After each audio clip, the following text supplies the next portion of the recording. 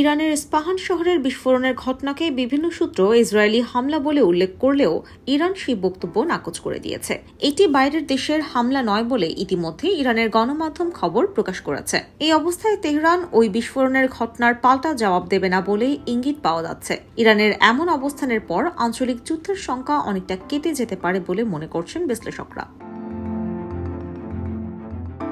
সীমিত আকারে হামলা এবং ইরানের নিরুত্তাপ জবাব সব মিলিয়ে মনে হচ্ছে কূটনৈতিক উদ্যোগ সফল হয়েছে। গত শনিবার ইসরায়েলে ইরানের ড্রোন ও ক্ষেপণাস্ত্র হামলার পর উত্তেজনা প্রশমনে কাজ করছিলেন কূটনীতিকেরা।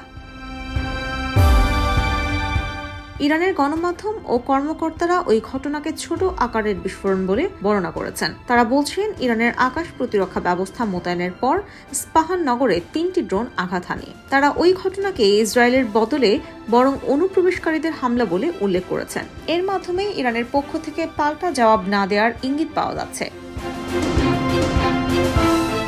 ইরানের এক কর্মকর্তা বার্তা সংস্থা রয়টার্সকে বলেন, এই ঘটনার জন্য তাদের ইসরায়েলে হামলার কোনো পরিকল্পনা নেই। কর্মকর্তারা বলেন, এই ঘটনায় বিদেশি সূত্রের জড়িত থাকার বিষয়টি নিশ্চিত নয়। তারা বিদেশি হামলার বিষয়ে কোনো তথ্য পাননি। হামলার চেয়ে অনুপ্রবেশের বিষয়টি বেশি আলোচনায় আসছে। ইসরায়েল এই ঘটনা সম্পর্কে এখনো কিছু বলেনি, তবে তারা আগে থেকেই বলে আসছে তারা ইরানে গত শনিবারের হামলার জবাব দেওয়ার পরিকল্পনা করছে। 1 এপ্রিল সিরিয়ার দামেস্কে ইরানের কনসুলেটে ইসরায়েল হামলা চালানোর পর দীর্ঘদিনের দুই শত্রু রাষ্ট্র মুখোমুখি অবস্থানে চলে আসে। ওই হামলায় ইরানের এক শীর্ষ সেনা কর্মকর্তা সহ অন্তত 7 জন নিহত হয়েছিলেন। ওই ঘটনার পর ইরান ইসরায়েলে সরাসরি নজিরবিহীন ড্রোন ও ক্ষেপণাস্ত্র হামলা চালায়, তবে এতে ক্ষয়ক্ষতিও হয়েছে সামান্য। ইসরায়েল ও তার মিত্ররা ইরানের ড্রোন ও ক্ষেপণাস্ত্র ভূপাতিত করেছিল।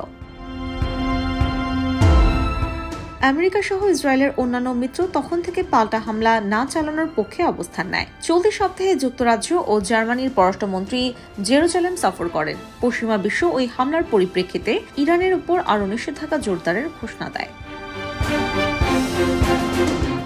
ইসরায়েল সরকারের মধ্যে থাকা কট্টরপন্থী অংশ ইরানকে কঠোর জবাব দেওয়ার চাপ দিচ্ছিল।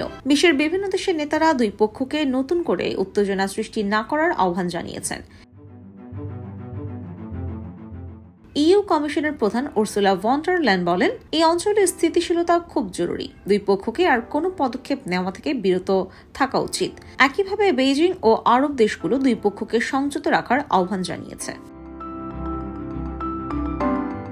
IBTV USA, new York.